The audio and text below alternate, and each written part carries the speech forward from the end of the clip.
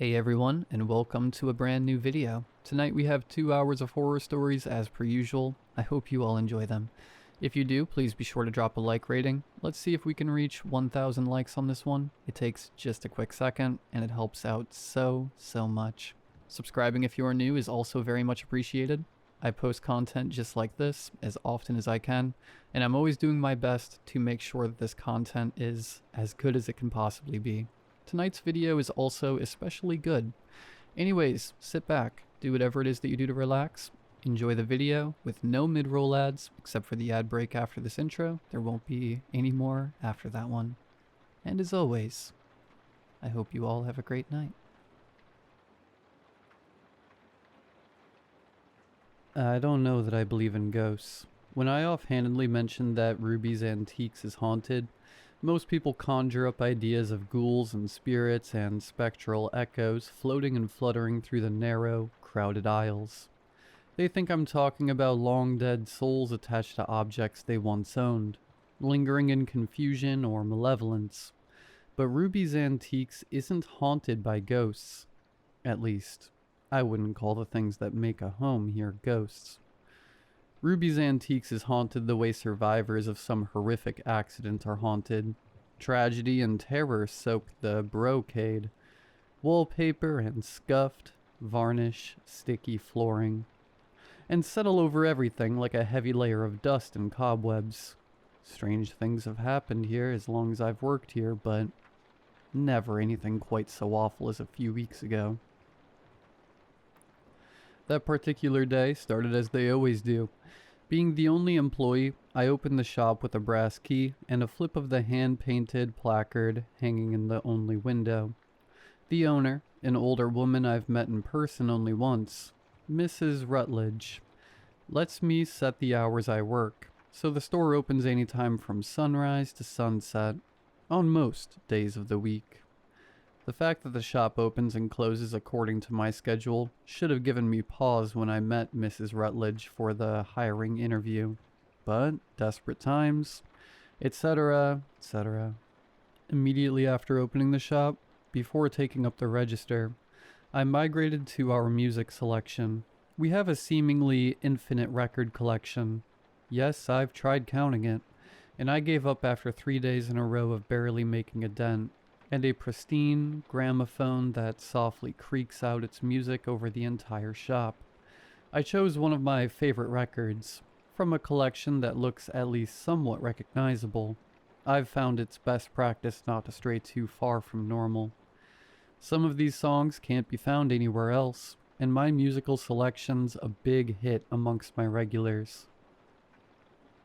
With a slight crackle, a honeyed voice underpinned by smooth brass instruments echoed out of the gramophone. Satisfied, I tucked a misbehaving tuft of hair behind my ear and took my seat behind the register, humming quietly along a song I'd never heard before. Familiar leather creaked under my weight, and the golden lamp on my desk flicked to life with a hum and a buzz, and my day officially began. The morning passed quietly. My first customers were a mother and her young son. Faces I'd never seen before. They ventured into the dreaded doll section and returned a half hour later with a pudgy porcelain doll that had too many teeth painted in its open, smiling mouth. The little boy looked absolutely delighted by his find. His mother, significantly less so. I pasted on my best customer service smile and processed the purchase swiftly and efficiently, so I could get that horrible doll away from me. I'd never seen it before. That's not uncommon in the doll section. They're always changing. Nobody showed up for a few hours after that. Closer to noon, one of my regulars hurried in, baseball cap slung low over his bloodshot eyes, flannel shirt smeared with grease and dust where it clung to his broad shoulders. "Good morning, Mr. Callahan," I said, tracking his movement towards the back of the store. Mr. Callahan lifted his chin and stared at me. Even beneath the shadow of his cap, his eyes were dark and heavy and piercing, dull pinpricks in my skin. "How many times do I gotta tell you, kid? Just call me Cal." As far as I can tell, Everyone calls Mr. Callahan Cal. Everyone except me. I shrugged. Store policy. I told him truthfully, the way I always did when he complained about my formality. If you'd like to register a complaint, I can put you in contact with Mrs. Rutledge. No thanks. Don't need to get her involved. He hustled away very quickly after that. Shame. I liked talking to Mr. Callahan. Maybe a little more than I should, but that's neither here nor there. I ate lunch behind the register, a messy ham and cheese sandwich I'd slapped together that morning, groggy and half hungover from a boring night out, and sold a lovely set of earrings and a rickety chair to a couple unfamiliar customers. I was considering slipping out into the aisles to see what Mr. Callahan was up to when my phone buzzed on the desk. I flipped it over. Mrs. Rutledge's name glared up at me from the screen, along with a photo of twisting rose bushes I'd never set as her contact photo. Mrs. Rutledge, how may I help you? Oliver, sweetheart, Mrs. Rutledge rasped, her pack-an-hour voice like stones grinding together. A friend of mine is coming in to pick up a special order. You'll be there for him, won't you? Dread crept into my chest, cold and heavy. Of course, Mrs. Rutledge. She hacked an angry, tortured laugh that crackled through the phone. That a boy. Should be labeled with her name. Got it? Dial tone rang in my ear before I could ask whose name I was looking for. Tension shivered up my arms. All special orders were stored somewhere in the temperamental recesses of the basement, and I hated going down there. It was cold and damp one day, dry and dusty the next. The only consistency you could count on was the poorly spaced flickering lights and a faint, sour scent wafting up from the deeper within. With a heavy sigh, I propped up the small sign signaling I was in the back, and slipped into the shop's narrow aisles. I wasn't worried about people leaving without paying. If they wanted to steal from us, the consequences were on their heads, not mine. I trailed the outskirts of the shop first. Most days, the door to the basement could be found near the back of the shop, though that wasn't a guarantee. I climbed over and under a maze of interlocking furniture threatening to spill out of its designated section like an overgrown fungus, and made a mental note to reorganize our living and dining sets. I avoided the dreaded doll section like the plague it was.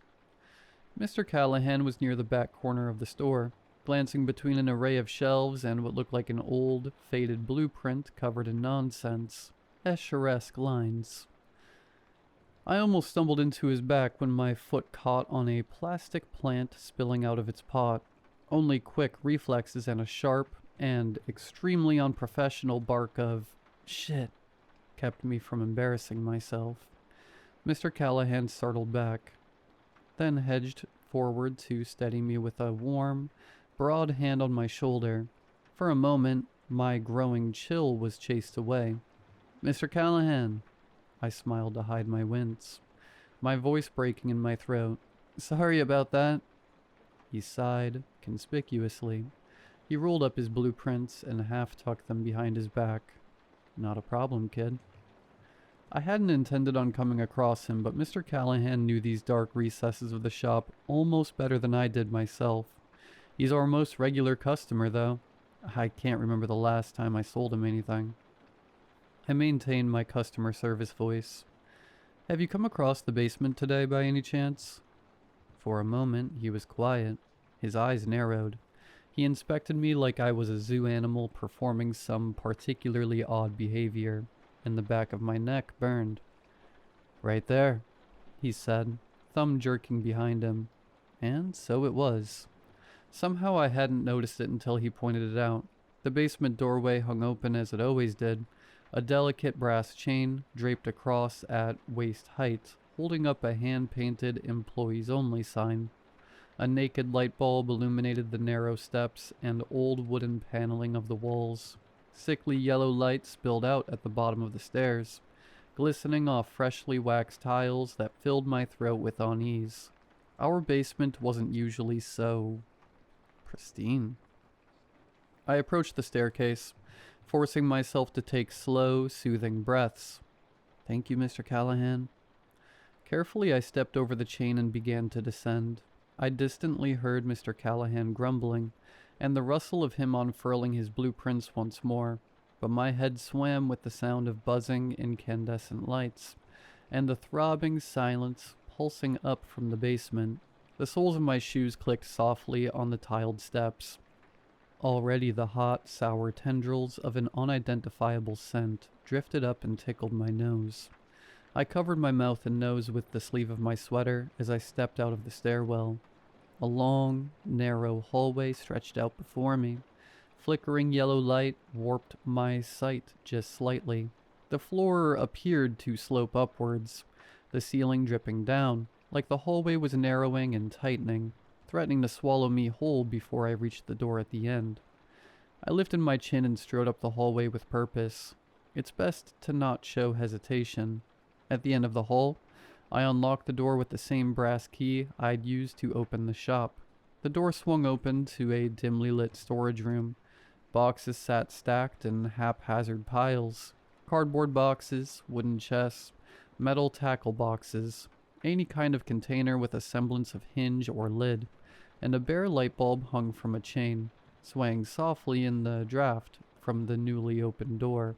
Odd geometric shadows stretched and swayed along the floor. I swallowed and tried not to stare too deeply into these shadows. Skittering sounds echoed in the heavy quiet. Rats, I could only hope. The noises crept closer before ebbing away. Nearer, farther, nearer, farther. I ignored the shiver crawling over my scalp and carefully approached the nearest stack of boxes. Each box in special storage was labeled in Mrs. Rutledge's loopy scrawl. Most were seemingly random numbers, some in Cyrillic or kanji scripts, and a handful were decorated with symbols I couldn't read or understand. Eventually I found a box labeled Celeste. It seemed right. The box was a small silver jewelry box, carved with intricate swirling designs and latched with a tiny padlock. The metal leached warmth from my skin when I picked it up and clutched it carefully against my chest. My knuckles ached from cold in seconds. I turned and my heart sank to my gut. The door had disappeared. I was sure I'd only ventured 10 feet or so into special storage. I was certain, but behind me stretched a long, cluttered room, filled to bursting with various boxes, and lit intermittently by dangling white light bulbs. My heart skipped. Sweat from my clammy palms smeared the delicate surface of the jewelry box. I closed my eyes. I inhaled until my chest ached and my throat burned with that sour smell, then exhaled until my head felt light and dizzy. When I opened my eyes, the door hadn't returned. In fact, had the room gotten narrower? I whispered, then bit the inside of my cheek. Mrs. Rutledge frowned on unprofessional language when I was on shift, no matter my surroundings. I tucked the silver jewelry box beneath one arm. Cold radiated from within, soaking through my sweater and the button-down I wore beneath, spreading through my ribs and leaving me shivering. With my free hand, I patted my back pocket for my phone. Nothing. I twisted and checked the other pocket. I felt around my front pockets, then patted both back pockets again, just in case. I could see it so clearly. My phone, discarded at the register after Mrs. Rutledge's cold call, pleasantly displaying the time and the background photo of the stray cat that lived around my apartment. Futile dread filled my chest, as cold as the jewelry box. I'd been trapped in the basement before, but never without my phone. I couldn't phone Mrs. Rutledge for instructions this time. Blinking shadows and dust from my eyes, I quickly glanced around the storage room. It was familiar and strange all at once, like someone had taken the special storage room I knew and just stretched it out into a long, narrow corridor, populated with the same stacks of strange boxes and the same dangling light bulb. "There's always a way out," I said softly, repeating words Mrs. Rutledge had said to me in these predicaments before. You only have to find it. Then I picked a direction and began walking. Writing this now, I don't know how long I spent walking the length of the special storage room. It seemed to stretch endlessly. No matter how far I walked, how many piles of boxes I passed, the far wall never seemed to draw closer. I kept Celeste's jewelry box clutched to my chest. The chill helped cool the terrified heat building under my skin. The skittering came back, and it sounded louder, larger, closer. When a door finally appeared, tucked behind a stack of cardboard boxes taller than me, I could have wept. When I swung that door open and came face to face with the familiar aisles of Ruby's antiques, I'm not going to admit that my eyes burned with a few unshed tears. But I won't deny it either. Bright yellow sunlight blared through the shop's only window, distant and yet so soothing my legs nearly collapsed beneath me. Pleasantly cool air wicked away the sweat beating at the nape of my neck. I let out a long, heavy sigh, my tension and anxiety slipping away with my breath. Mr. Callahan was still in one of the obscure corners of the shop. I waved, but he didn't react, probably too absorbed in his work. Another customer stood in our jewelry aisle. Her back was hunched and her head down, so I didn't interrupt her search. The register greeted me with open arms. I collapsed into the soft leather of my chair, tipping my head back into the stripe of harsh sunlight pouring through the lone window. I placed Celeste's jewelry box atop the otherwise empty desk, wiping away a few foggy smears left by my clammy hands, sweeping with the sleeve of my sweater until the silvery surface gleamed, and settled in to wait for Mrs. Rutledge's friend to arrive and collect her special order. I decided I would close the shop as soon as she'd picked it up. My soft bed called my name in a siren's song. Eyes half-lidded, I basked in the silence and sunlight, the ache of tension slowly loosening within my stomach. I waited. Neither Mr. Callahan nor my other customer appeared at the register. I waited longer. The shop remained quiet and empty, the little bell over the door never ringing out to announce Celeste's arrival. I waited, and the chill crept into my knuckles and the tips of my fingers. Cold and poor circulation leached all warmth and color from my hands, leaving them stained a pale yellow from bloodlessness. I rubbed my hands together and cupped them in the sunlight pouring through the window, as though I could gather its warmth in the cradle of my palms. Warmth never came. If anything, my hands burned colder, joints stiffening up and the skin under my nails fading to a faint blue. Frowning, I brought my hands to my face. I puffed hot breaths onto the frigid skin in an attempt to warm them, and my breath clouded out in white wisps of steam. I paused, heartbeat skittering slightly as my teeth ached in the chill. It couldn't be below freezing inside the shop. We were in the middle of an unseasonably warm spring, the cold outside a harsh landscape of blue sky and green grass, and sun-baked cobblestone.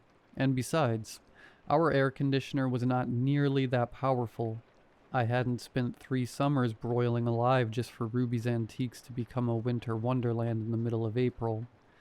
A shiver climbed my spine, rattling my teeth until I clenched my jaw tight and tucked my hands inside my sweater sleeves. The cold was growing bitter, almost damp, tinged with a sour scent of mildew, like it was wafting up from the basement. Maybe I hadn't closed the door when I'd come up. Fear surged in my throat. Upstairs, I didn't remember climbing any stairs. I couldn't remember how I'd gotten out of special storage. There was just a door, and then there was the shop. What the... I whispered, then flinched. That was my 3rd swear word, my 3rd infraction. Any moment, Mrs. Rutledge would be texting my phone to remind me of the shop's politeness policy. Except my phone was nowhere in sight. It wasn't in any of my pockets. I'd left it at the register, face up, displaying the grubby grin of Puddles the street cat. It was sitting helplessly, gormlessly in the shop, Well, I was somewhere that was decidedly not Ruby's Antiques. This was still the unpredictable basement, and that light shining in from the outside, the familiar face of Mr. Callahan and my other customer. My mouth tasted like ash. All at once I realized just how impossibly quiet the shop was. No music croaked out from an ancient gramophone. No metal and jewels clinked as the unknown customer rifled through trays and bins and boxes of jewelry. Silence hung heavy in the air. I felt eerily alone, and yet the hairs rising on the back of my neck reminded me that there were two other bodies inside the facsimile of the shop. Slowly, I turned my head in the direction I'd last seen Mr. Callahan. I couldn't see him anymore. My other customer had gone uncomfortably still while she bent over the necklace display.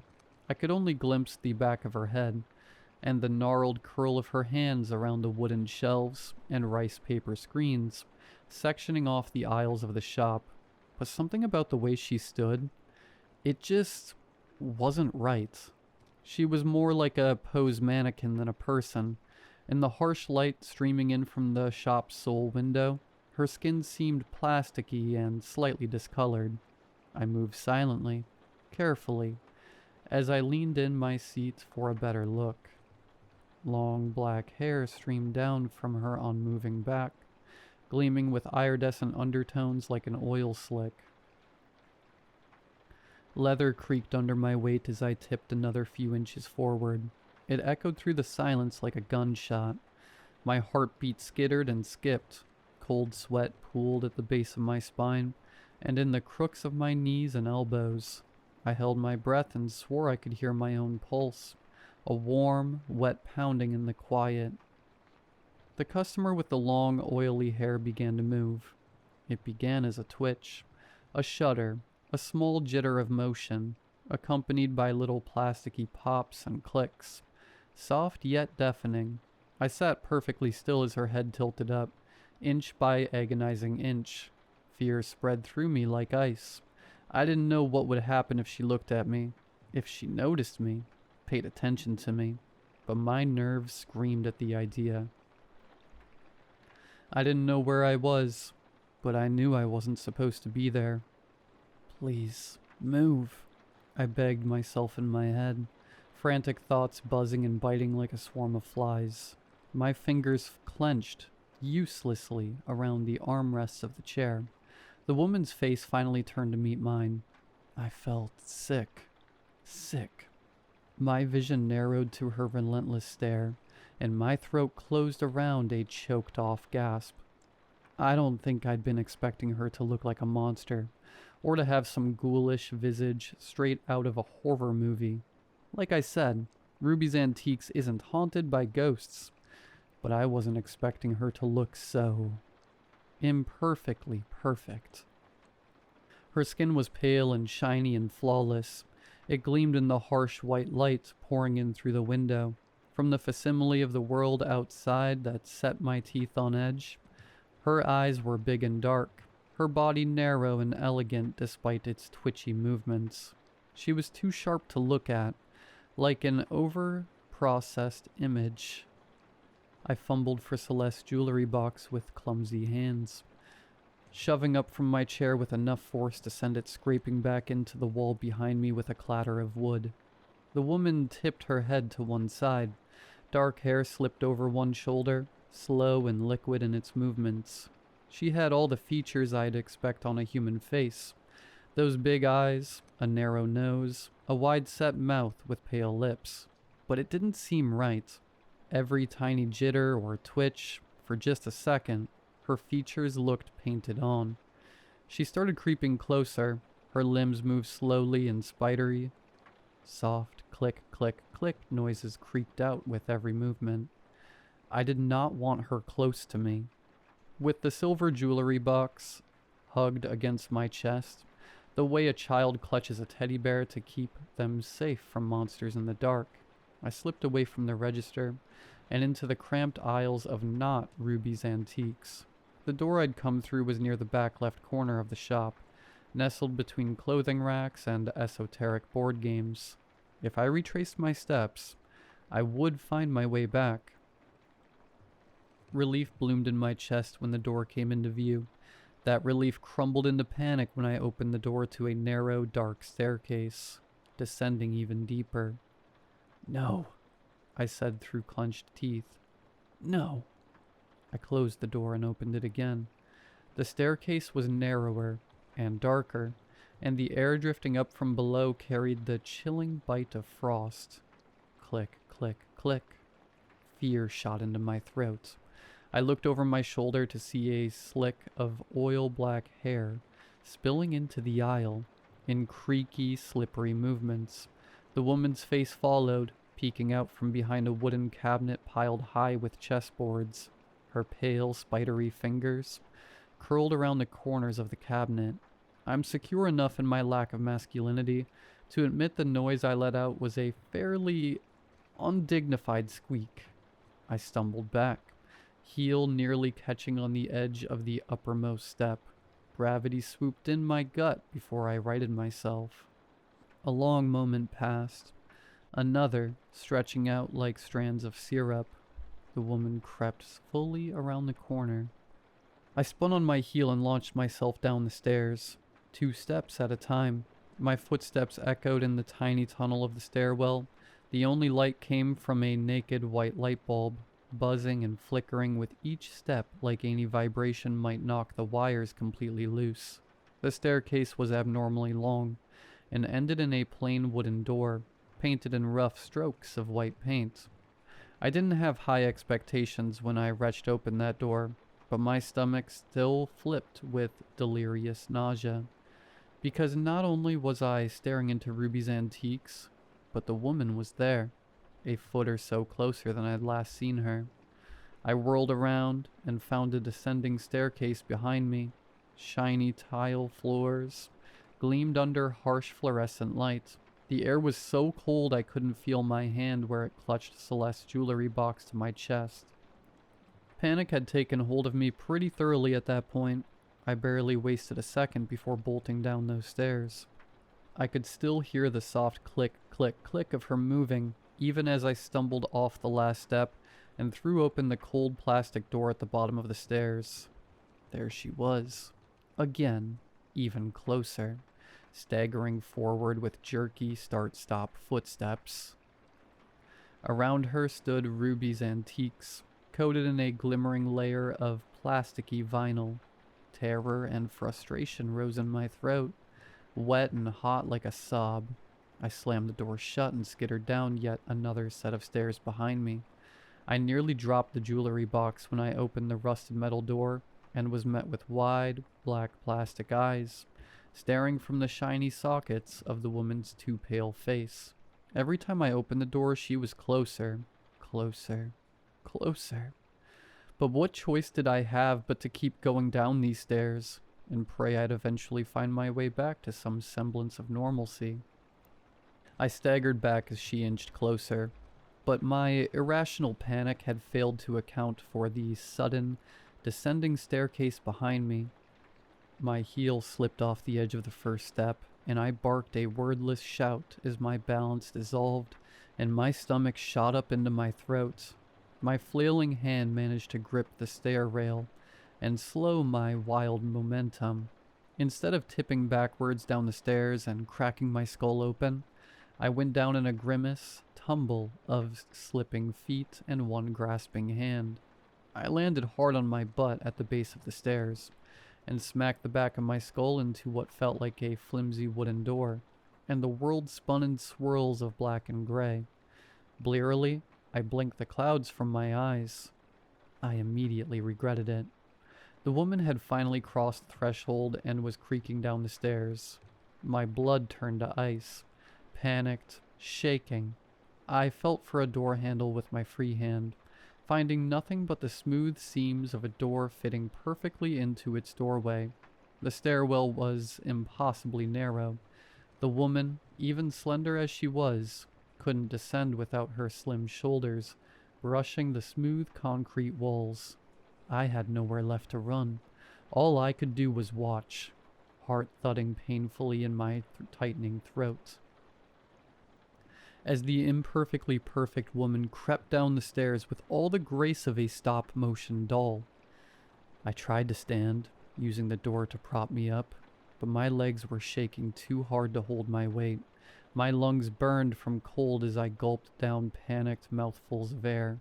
The strange, doll-like woman approached until the toes of our shoes were touching. She crouched, and it looked wrong, her limbs bending slightly too far out of shape. Those big, glassy eyes were pinned on me, unblinking. She leaned closer, and the scent of her, metallic and sweet, like burnt sugar and melting plastic, invaded my nose and brought panicked tears to my eyes. In that moment, I remember my terror overflowing so much that I almost felt numb. I watched as her long, spidery fingers reached out, noticing the most useless details like the smooth, creaseless skin of her pale white palms. Her hand pressed against my chest. Her nails caught on the chunky knit of my sweater, just enough to fray the yarn. I'm not sure what I expected. Horrific scenarios swarmed my mind.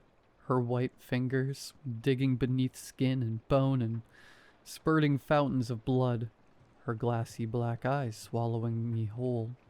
That plasticky sheen climbing my own skin and swallowing me whole. When her hand delicately clasped the silver jewelry box and tugged it from my trembling grip, all my panic and terror briefly gave way to pure and utter confusion. She cradled the jewelry box in the bow of her arm, like a swaddled infant. Her slender fingers peeled back the handwritten label in Mrs. Rutledge's curly script, folded it daintily in half, and offered it back to me. I blinked. My voice felt caught behind the sob still in my throat. Eventually, through several embarrassing voice cracks, I managed to ask, "You're Celeste?" She didn't respond. I'm not entirely convinced that she could have, even if she wanted to. Her plasticky joints creaked as she stood. Click, click, click. And she turned and began climbing the stairs with the same shallow, jerky gait. I watched with my heartbeat hammering in my frigid fingertips as she disappeared through the doorway at the top, desperately trying to calm my frantic breathing. When my legs could support my weight, I stood and slid open the door at my back. It, somehow, led into the basement's narrow corridor. The moment I stepped through, the door slid shut, and was nothing but a perennially locked door once again. I wasted no time. I scrambled up the hallway and the glossy, tiled staircase, nearly tripping over the delicate chain at the top of the stairs when my ankle caught the "Employees Only" sign. Mr. Callahan gave me an odd look when I stumbled past him and clambered up and over a haphazard stack of dining chairs. But I had no mind to be embarrassed by my frantic, clumsy behavior. Warmth was beginning to chase away my chill, and crooning jazz echoed through the shop. But I had to be sure that I was back where I was meant to be. My phone sat exactly where I'd left it. When I tapped the screen, Puddles the street cat's gummy grin greeted me. Relief hit me like a truck.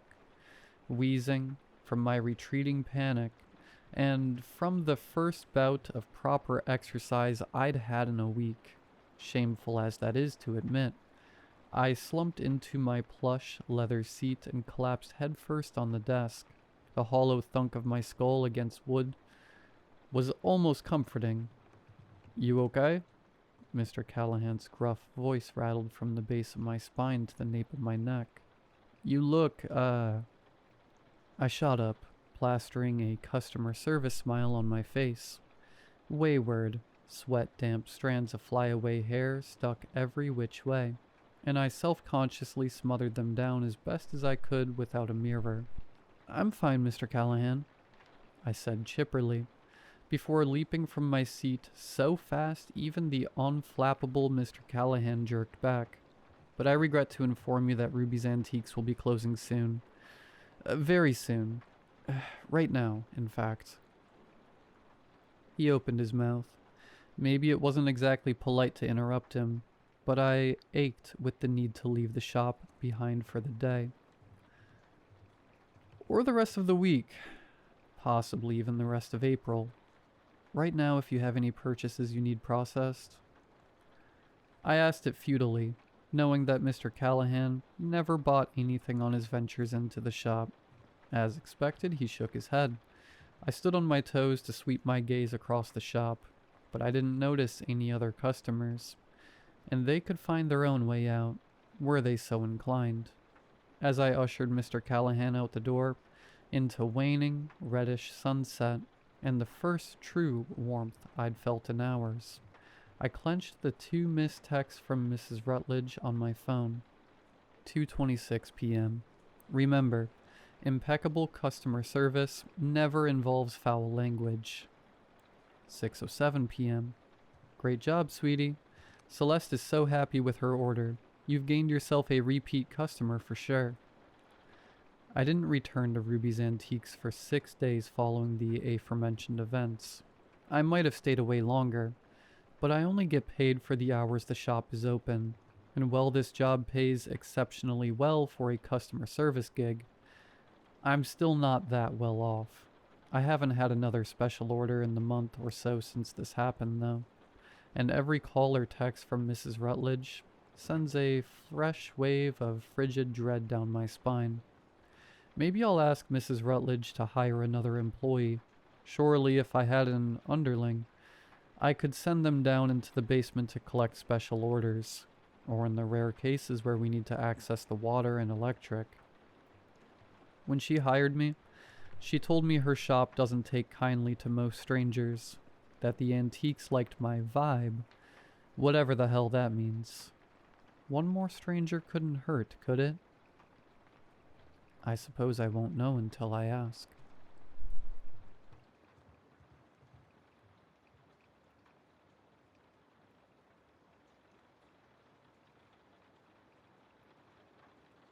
I'm scared to go home. In fact, I don't think I will ever return. I don't care that everything I own is there, or even that it is my childhood home. I'm never going back. It was only a few months ago that I received the call that would change my life. I sat in my dorm studying for a psychology exam, when the monotone chirping of my phone broke through the tranquil silence. Hello? I answered blankly. Yes, am I speaking to Aaron? A thick, masculine voice broke through the speaker. Yeah, it is. Whom am I speaking to? Well, ma'am, I am Sheriff Watterson from back in Centerville. Your father is Roger, correct? My voice cracked as I whispered. Yes, is everything okay? A heavy, pained sigh came through the phone. Dad's funeral was harder than Mom's. Mom's was a long time coming. The cancer had pillaged her body for years. It laughed with glee as it poisoned her blood, and left her a hollow husk months before her final breath. But Dad had drowned. Not in a lake, not in a pool, in his own home. They told me he fell asleep in the bathtub. 3 days after the sheriff's call, I stood in the small, traditional Wesleyan chapel. As I stood in front of the simple casket, wrapped in a black dress, I realized I was now an orphan. Later that evening, Dad's lawyer sat me down to walk me through the last will and testament. I sat there on the couch in a grief-induced shock. The legal jargon spouted from lawyer overwhelmed me like a flood. Very few of his words reached my mind, but one of his final statements broke through my stupor. And finally, your father has left you the entirety of his estate, including the house. Wait, what did you say? I asked the dry lawyer. Your father left you the house, as well as the majority of his earthly possessions. He replied as if it was the most mundane statement ever. Oh, was all I could muster. Also, your father left you this, he said as he handed me a small, simple envelope that bore my name. Thanks, I said as I stuffed it into my purse. Days passed filled with casseroles, hugs, and sloppy signatures on legal documents. Several members of the family advised that I sell the house to pay for my schooling. But how could I? How could I sell the first and only home my parents ever bought? How could I sell the home that held my childhood? Instead, I kept it. I transferred to an online program, and before long I found myself moving the few boxes from my dorm into the house that was now mine. A few short weeks later, I found myself alone in the house for the first time since Dad died. No one tells you how loud it is after the funeral, nor how quiet it is after everyone leaves. The silence brought to mind every good memory of my dad, though they were tainted by loss. There would be no new memories shared, no happy hugs as I graduated college, no tearful laughter as he walked me down the aisles. I had every memory of my dad that I would ever have, and as I grew older, they would fade, eventually disappearing together. Then my dad would truly be gone. As gentle tears ran down my cheeks, a memory of a note hidden in my purse came to mind. Grabbing my purse, I fished out the letter that bore my name in my father's shaky yet elegant handwriting. A single tear dampened the envelope as I gently opened the letter. My heart awaited eagerly for the wisdom it may contain. Yet to my surprise, it only had one single sentence. Always keep a glass of water on the nightstand. I don't know how long I stared at the lone sentence, but as I did, anger boiled up within me. And before long I screamed, "That's it? That's the best advice you could think of? Gee, thanks, Dad. I'll always be hydrated at night. What about I love you, or I'm proud of you?" I screamed at an empty house as I slid to the ground and wept. Why did you have to go? Why did you leave me? That night I got drunk. A cocktail of anger and grief fueled my drive to the local liquor, where I bought enough boozes to supply any frat house for a week. After several bouts with Jack Daniels, I finally collapsed on my bed in a drunken stupor. It was around 3 a.m. when I coughed and gagged myself awake. It felt like my lungs were full of water. I sat up quickly, fearful that I was choking on my own vomit, but as I lurched upward, the feeling passed. My airway opened, and I greedily sucked in as much air as I could. My hands shook uncontrollably as I tried to calm down. Standing up, I walked into the master bathroom and bent to the sink to splash some cold water on my face. Glancing up, I saw my sorry reflection in the mirror, and for a moment in the reflection, I saw movement. It was slight, but there in the reflection of the gaping darkness that was the doorway to my room was movement. The kind of movement your eyes notice a second too late. The hair on the back of my neck stood up as the implications reached me. Slowly I turned and faced the dark void that used to be my bedroom. Armed with only a hairbrush, I cautiously entered the room. "Hello?" I said, trying to disguise the fear in my voice. "Is someone there?" The room was empty. No one was there, and I soon turned my attention to the door to the hallway. Peeking my head into the hole, I looked down both ways, and as I did, from behind me I heard the gentle trickle of water. My journey back to the bathroom felt like it took hours. I kept expecting something to touch me from the dark, but soon I stood fully in the low white light of the bathroom. Before me was the sink. A thin stream of water flowed from the faucet. My mind offered dozens of explanations, but the one I settled on was that in my fear, I failed to fully turn off the faucet and didn't notice until my terror had passed. "It's nothing, just the alcohol," I whispered aloud to myself as I locked the bedroom door and returned to bed. The next morning, I awoke in a strange mix of groggy exhaustion and quiet hope. I found myself somewhat embarrassed about the night before, both the drinking and the fear, and though I was still grieving, I told myself I wasn't going to be controlled by the loss anymore. That morning I started to unpack and clean. The work was good for me. It kept my mind from dwelling on the loss. Soon I started back on my studies, which brought me some enjoyment. For the first time in days, I felt hungry. So I walked a few blocks down to the pizza place, the same one I worked at in high school. Billy, the owner, greeted me warmly with a hug as he told me how sorry he was for my loss. "Thanks, Billy," That means a lot, I replied. We love you, kiddo, and you always got a job here if you want it. I smiled. If you're serious, yeah, that would actually be great. I could really use a distraction right now. He nodded. Start whenever you're ready. We'll take you anytime. How's tomorrow sound? He patted my back. Tomorrow is great. A few moments later, my large pepperoni pizza was ready. As Billy handed it to me, he said, On the house, kiddo. It's the least we could do. I thanked him and carried my dinner back home. I wish I could say that night was normal. What I thought was just a drunken reaction to grief turned out to be something greater. Every night that week, at 3 a.m. I awoke feeling like I was drowning. Every night the feeling grew more intense, and lasted longer than the night before. After a full week of restless sleep, I couldn't take it anymore. Not knowing what else to do, I emailed one of my professors and asked if we could schedule a video call. Dr. Martin was one of my favorite professors. He warmly encouraged my desires to become a psychologist, and after some small talk, I opened up to him. I told him about my father's death, how he had drowned.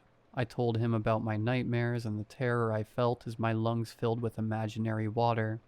All the while, he listened attentively. As my account came to an end, Dr. Martin stared intently into the camera, clearly deep in thought. A moment later, he spoke. Honestly, Aaron, it sounds a lot like grief-triggered sleep paralysis. Sleep paralysis? I echoed. Yes, it seems to be that your subconscious has taken this grief and internalized it in the form of a paralysis experience that mimics the final moments of your father. I stared for a moment as the news sunk in. Well, is there anything that would help? I asked. Well, if you're wanting to go the medication route, I'd have to refer you to someone. But if you'd ask me, medication might not be necessary. Perhaps all your mind needs is some form of closure. I thought for a moment before nodding. Thank you, Doctor. You've been really helpful. Of course, Aaron. Happy to help. Closing my laptop, I sat there at the end of my bed, trying my best to digest what I had just been told. What would closure even look like? Moments later, it hit me. The note. The stupid one-sentence note my dad had left me. The note that was currently hiding in the back of my junk drawer. Soon I found myself staring at the wrinkled piece of paper. All it said was, always keep a glass of water on the nightstand. Why would he write this? The thought bounced around my mind over and over again, but ultimately it doesn't matter. If listening to the note would give my mind closure, I'd do whatever it said. That night before bed, I set a tall glass of clear water on my nightstand. I stared at the cup as my eyelids grew heavy, and soon I was fast asleep. I woke in the morning shocked. Not only had I slept all the way through the night, but it was some of the most restful sleep I'd ever had. I felt relaxed and energized, ready for the day ahead. My smile rarely left my face all day. Later that afternoon, Billy remarked, "You're in a good mood today, Aaron. Glad to see it." I chuckled slightly. Yeah, it finally feels like I can move on with my life. He smiled and nodded as we got back to work. That night, I dumped out the glass and filled it to the brim with fresh water. Hopping into bed, I silently hoped that night would be just as good as the night before. Again, morning came, and with it the renewed energy of a restful night. I woke with a smile on my face, but out of the corner of my eye, I noticed something was different. It was the glass. It was half full. I stared at it for a moment. I vividly remember filling it full last night, but now it wasn't full. It took a moment to convince myself that I had just taken a drink in the middle of the night and simply didn't remember. Weird, I said aloud as I forced a shrug. Despite my efforts, a feeling of unease stuck to me all day. The day itself was a blur. I couldn't tell you one thing about that day, only that I spent every moment of it wondering what happened to the water. Again, evening came, and I found myself filling the same glass with fresh water. As I set it on the nightstand, I took a moment to note the exact amount of water that the glass held. It took longer to fall asleep that night, but eventually sleep took me. Again, I awoke refreshed and happy, but it lasted only a moment as I looked to the nightstand and saw that the glass was a little more than half full, definitely less than the night before. That day my mind was consumed by one thing: the water. Did I drink it and I just don't remember? I must have. But why don't I remember? Where else could the water have gone? Everything okay, kiddo? Billy's voice broke through my questions. Oh, yeah, sorry. Just a lot on my mind. Well, if you need to talk about anything, just say so. I nodded as I tried to distract myself with work. That night I had an idea. After filling the glass, I took a red marker and marked the water line. In the morning, there would be no doubt about how much water I had put in. The next morning, the glass was completely empty. In a fit of anger and fear, I threw the glass across the room. It shattered as it hit the wall. What the hell is going on? I screamed at the empty house. That afternoon, as I walked to work, I realized that before I overreacted, I needed to be sure that I wasn't drinking the water. For all I knew, I could have been sleepwalking. If I could see that I was drinking the water, that would put an end to it. I knew my phone wouldn't record all night, and I didn't have time today to drive to the city over and purchase the security camera. So if I couldn't record video, maybe I could record audio. I often used a voice memo app to record college lectures to help with studying, and I knew that there wasn't a limit to how long the app would record. By the time I walked into the pizza parlor, I had already decided. Tonight, I would record everything. As night fell, I made another decision. I decided to fill 4 glasses instead of just one. If it turned out that it was just me guzzling water while sleepwalking, 4 glasses of water would certainly cause me to have to use the bathroom, and the discomfort would wake me. And so, with 4 glasses of water on the nightstand, and my phone recording every noise in the room, it didn't take long for me to fall asleep. As consciousness returned in the morning, I quickly turned to the nightstand, and a cold chill ran through my body as I saw 4 empty glasses. With a sweaty hand, I picked up my phone and began to play back the 8-hour recording. The first few hours, no sound other than my light snoring was heard. I sped up the playback even more, till around 3 a.m., when suddenly a new sound came across the phone. It was a startling sound, the type of sound only heavy inhaling of water can create. It sounded like a thirsty horse was violently lapping water from a drinking trough. It lasted about 30 seconds, and as quickly as it came, it was gone. The rest of the recording was just my snoring. I was horrified. That couldn't have been me. I couldn't have made those sounds. But I dared not consider the other option, the option that said something else was drinking the water.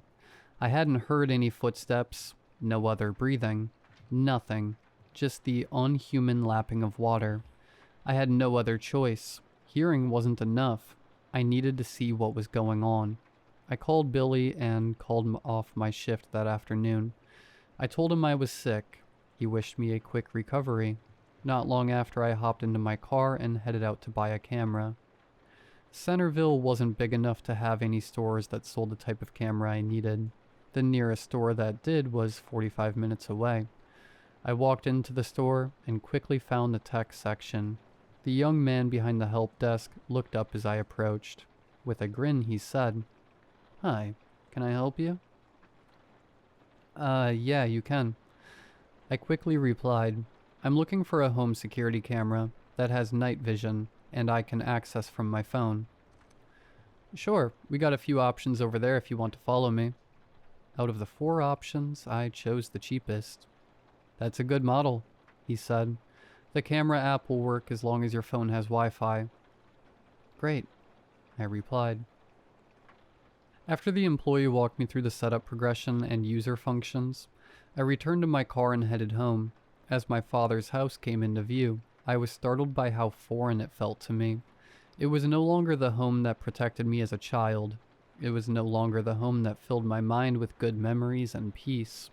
Instead, it was some twisted version of that place. I wanted to leave and never come back. I really did. It was the house that killed my father, but If I left, then Dad was really gone.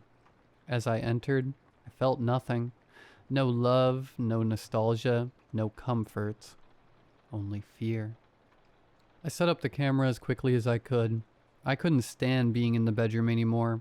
The only thing that kept me going was the desire to know the truth. After setting up the camera and ensuring it was connected to my phone, I walked down to the local pharmacy.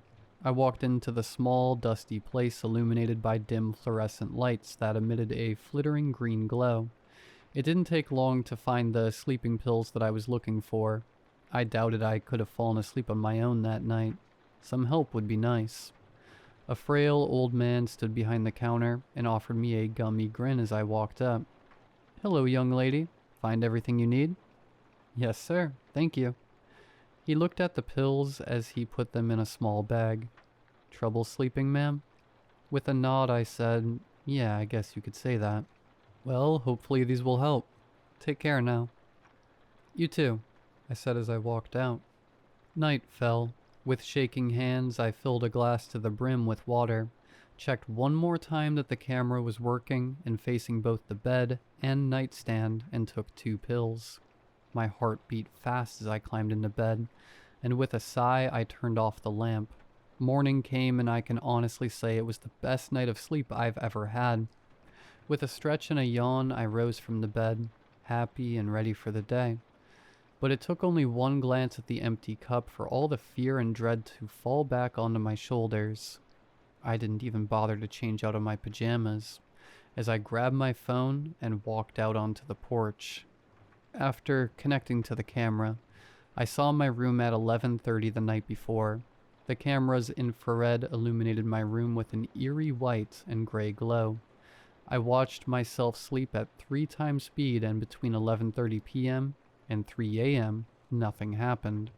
The room was quiet and peaceful, but what I saw at 3:01 took the breath right out of my lungs. From beneath my bed crawled a form as quietly and smoothly as fog sliding over mountaintops. It was impossibly tall. When it finally stood, it had to bend over. Its head and shoulders rested against the ceiling. Its back, which faced the camera, was damp and disgustingly thin. Every vertebrae of its spine was visible. Its arms reached below its knees. It didn't move like a predator in a hurry. It moved like something that already owned the room. The thing slowly reached for the glass of water, which looked tiny in its massive hands. It raised the cup to its lips and loudly sucked the water down, and after it finished, its neck turned its head to me as I slept peacefully in my bed. As it stared at me sleeping, it raised a hand and gently ran its fingers through my hair and eventually down the side of my face, where one of its claws pressed against my cheek hard enough to break the skin. At this, I began to stir. I mumbled for a moment, then my sleeping mouth spoke the words. "Dad, is that you?" The creature stared at me, then its body shook with wet, choking laughter.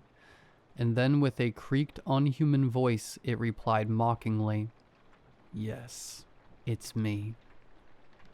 "I missed you so much, Dad." It then bent over and kissed my forehead, before silently slinking back under the bed. I couldn't breathe. My stomach churned as I stumbled off the porch and into the yard. I couldn't make myself look back at the house. I just wanted to get away, to put as many miles between me and that thing as possible. So I got in my car and drove. I'm hours away now, writing this from a hotel room in another state. I'm never going back. I think it knows I left. I've been watching the camera feed, and 30 minutes ago, it crawled out from under the bed. Since then, it hasn't moved. Its eyes have been locked on the camera the entire time. They're horrible eyes, pure black with tiny white pupils. It hasn't blinked once. It's getting late now. I don't want to go to sleep. I'm afraid I'll drown.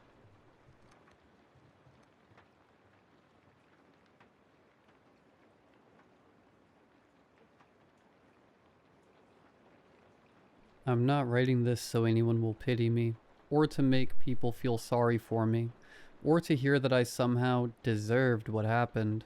I'm writing this so others can see how far things can spiral if you're someone like me. Everything started 5 years ago. The perfect example of cause and effect, how one single moment can trigger a landslide. Nora and I had been married for 16 years. We'd had our rough patches, and yes, all admitted openly, sometimes I was hard to live with. Stubborn, careless, and always taking her for granted. I thought Nora would never leave me, that she wouldn't even know what to do without me. But after the kids were born, everything became unpredictable. We had 3 children together. Jack, our oldest boy, 14 years old, Luna, 8, and Samantha, just a year and a half. That night, the night everything went to hell, we had a horrible fight. I'd been drinking, stopped at a bar on the way home. Nora snapped at me, and that was all it took. She never acted like that, but when she started yelling, something inside me broke loose. I lost it. I slapped her. Yeah, I know. I'm a piece of crap. There's no excuse. Because of that, Nora packed up right then and there, still in the middle of the night, and stormed out. She took all 3 kids with her. I just kept yelling, so blinded by anger, I barely even noticed that my family was leaving for the last time. God, if I could go back. If I hadn't been such an idiot. According to the police, Nora lost control of the car. She drifted into the oncoming lane, and then she hit a truck head-on. Nora and Jack didn't survive. Luna was in awful condition and had to be rushed to the hospital. Same as Samantha. And me? I was at home, drunk and raging, not knowing a thing. After that, I fell hard. I won't go into every detail, but I regret everything I did, every ounce of suffering I caused. Luna survived, but her spine was so badly damaged, she'll never walk again.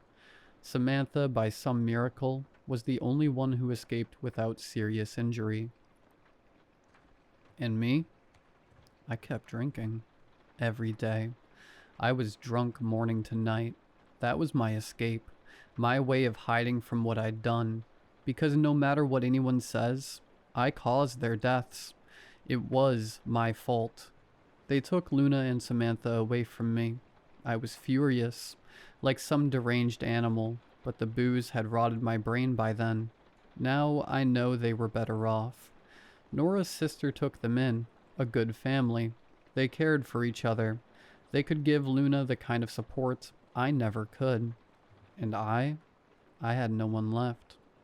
Except for Snail, the dog. Snail was the only thing that stayed with me through those years. A 2-year-old Weimaraner. A sweet little boy the kids had named together. One of my last pathetic attempts to hold the family together. But even he couldn't stop me from tumbling down the cliff I'd created for myself. I overdosed on pills one night, hoping I'd never wake up again, thinking the only justice left would have been if I had taken Nora's place in that car. I survived. But why me? Why the hell did I survive that night, and not Nora and Jack? They took me to the hospital and I stayed there for a long time. Therapy, rehab, group sessions, all the things they give someone who's fallen straight to the bottom of the pit. And somehow I managed to climb up a little. When I finally got out, I tried to set things right. I even went to see my girls. It took me 2, maybe 3 years before I could even force myself to look them in the eyes. Luna was 12 by then, a young lady, and she didn't speak to me. Not a word. She wouldn't even look in my direction. Samantha, she was just a little girl, but she didn't know who I was anymore. She stared at me like I was a stranger on a bus, and honestly, I deserved that. I couldn't be angry at them. I was the reason their lives had been shattered. So I stopped visiting. It wasn't just painful for me, it hurt them to see me. And just like that, I was alone again. But at least I had quit drinking. I needed something new, something to keep my hands and my mind busy. That's when I turned to hunting. It wasn't unfamiliar. When my dad was still alive, He used to take me out into the woods with him all the time. I learned how to handle myself out there, and I still had his rifle, my inheritance. For a full year, I went out to the nearby woods almost every single day. It felt good, calming even. Out there in the quiet, I finally had space to think about everything, about the things I'd ruined, the things I'd lost. And Snail always came with me, my loyal companion. At least it wasn't just me getting out of that empty house for once. He did too. Over time, he became my closest friend, the one soul who stayed beside me during the worst moments of my life. And maybe he carried some small piece of the family I'd once had. So we walked the forest every day, sometimes after work for an hour or two. Sometimes I spent an entire weekend out there with him. That Friday was no different. I was sitting against a fallen tree, rifle in my lap, a young buck through the scope, maybe 650 feet away. Snail, though never trained as a hunting dog, had somehow learned exactly when to stay silent, blending his gray coat into the brush like he'd been born to do it. I aimed at the lower cervical vertebrae of the deer. It would have been a perfect shot, one of those clean textbook kills. But I didn't pull the trigger. My finger was there, resting on it. One tiny movement, and it would have been done. I'd been going out there for a year, and I had never killed a single thing. I carried the rifle like it was part of me, but I never fired it. Deer, boar, foxes. I'd had them all in my sights at one point or another, but something inside me, my mind, my soul, whatever, refused to let me squeeze the trigger. It was better this way. I didn't want to bring any more harm into this world. The buck lifted its head, then bolted away in an instant. I lowered my rifle calmly, same as always. It almost relaxed me to watch the animal run free like that. Snail burst out of the bushes, his gray body shaking with excitement. His tail wagged as if he understood, as if he too was happy we let the deer go. "Good boy, Snail," I said, rubbing the top of his wet gray head. "Come on, let's keep moving." But as I took a step forward, Snail snapped his head up, like he'd heard something he'd never heard before. "What is it, buddy?" I asked, frowning down at him. Then I heard it too. A voice, far away, somewhere deep in the woods. Someone crying, someone screaming for help. For a second, I tried to rationalize it. Maybe a cougar, maybe a fox mimicking a cry. But the voice sharpened, growing clearer and more desperate, and there was no mistaking it. Someone was out there. Someone in real trouble. "Go, Snail, find it," I urged, and he shot forward immediately. The cries grew louder. We crashed through the woods together, branches slapping against my arms as I gripped the rifle tight, terrified I'd drop it. Snail, in his usual clever way, found the easiest paths between the trees. The woman's voice, it was definitely a woman, kept crying, wailing, begging. Then we broke through the line of trees into a small clearing, and for a second I thought I was hallucinating. A woman was kneeling in the grass, wearing nothing but a white bathrobe. For a moment a memory slammed into me. Nora. But it couldn't be her. Nora was dead. For a moment I was just weak. The world seemed to freeze around me. It wasn't Nora. Of course it wasn't. Nora had been tall, with long, straight, dark brown hair. This woman had short black hair. Her face was buried in her hands as she sobbed, like a lost child. "Ma'am, are you okay?" I asked once I snapped out of my initial shock. "Help me, please," she said without lifting her head, without moving an inch. "I'll help you," I replied, trying to keep my voice steady. "What happened? Are you hurt?" But she just kept crying, deep, raw, hopeless sobs. I stepped closer, gripping my rifle as if it were the only thing holding me upright. Snail didn't move. He stood at the edge of the clearing, stiff, confused, like he didn't understand what was happening at all. "What happened?" I asked again. "Should I call an ambulance?" "Help me," she sobbed again, the same broken tone. I took another cautious step, staring at the ring of stones arranged around her, a perfect, deliberate circle of small rocks. What the hell is this place? I'd walked these woods for years. I had never seen this clearing before. "Ma'am, what happened?"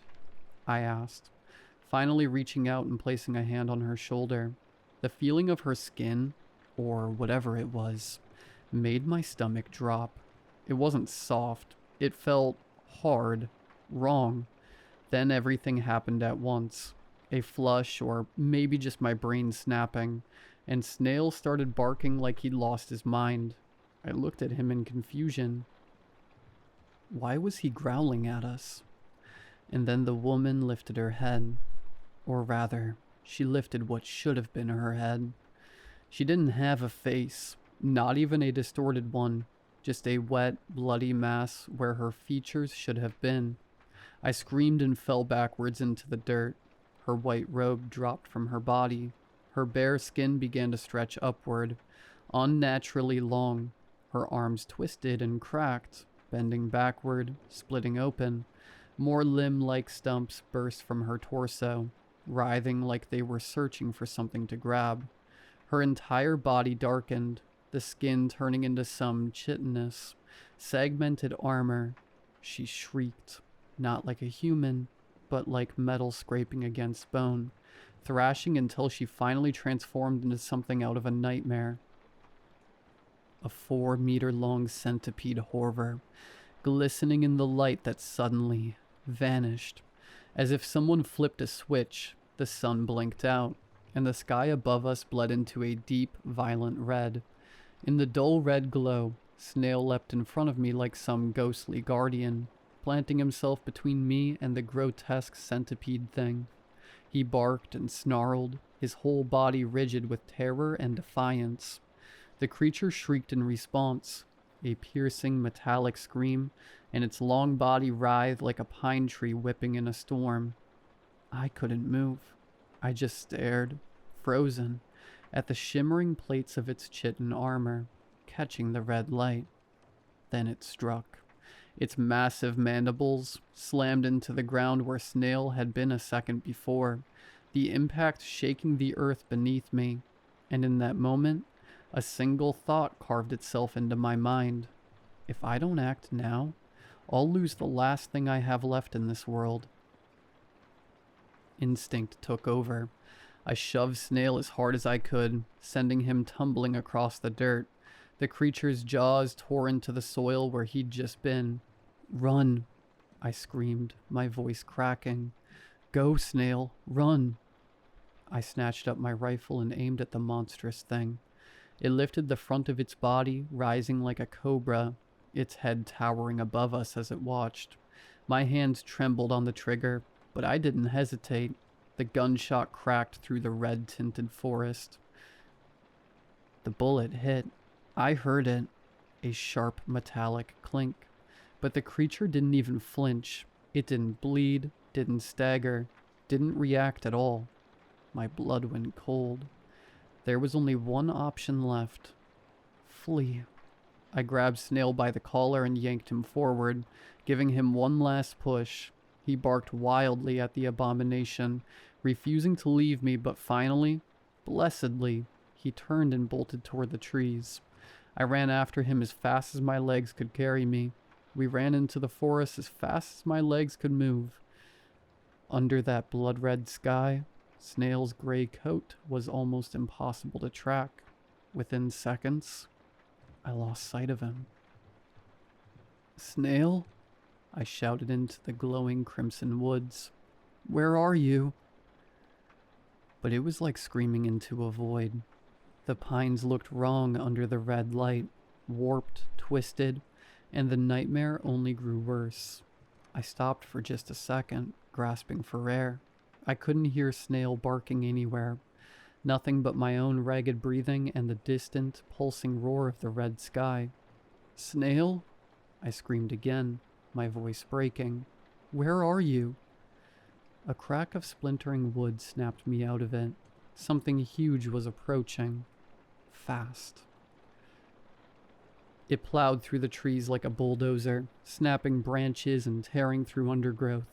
I could hear its hundreds of legs clicking across the forest floor like a hailstorm. I ran again.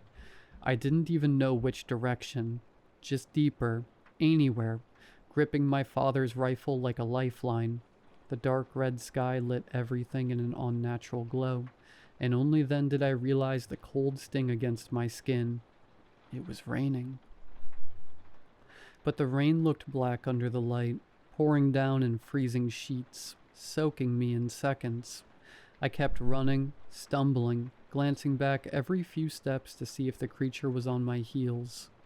It was. Always. Snail? I gasped again, barely able to breathe. I leaned against a pine tree, completely drenched. Where the hell was I?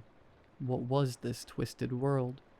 I tried to gather what strength I had left, scanning the forest, looking for any sign of movement, any hint of where the creature was coming from. But what I saw instead was worse. Between the trees, figures, still black silhouettes watching me, not moving, not breathing, just staring. When I focused on them, they slipped behind the trees. But they were still there. I could feel them watching, judging, as if they knew every sin I'd ever committed. My body trembled. My mouth went dry. Snail! I screamed, using the last of my voice. The bushes rustled behind me. I spun around, raising the rifle, refusing to loosen my grip. And then, a bark. A familiar bark. A soaked gray shape burst through the foliage. In the red glow, Snail looked almost ghost-like. But he was real, thank God.